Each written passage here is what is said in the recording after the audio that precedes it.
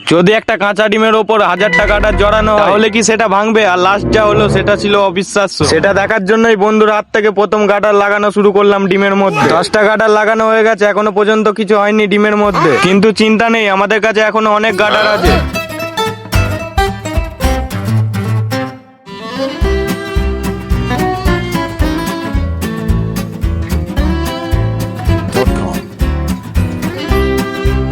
ডিমের ওপর তো একটা করে গাডার লাগালে কিছু হচ্ছে না, তাই এবারে 4টে করে লাগিয়ে দেখবো কি হয়।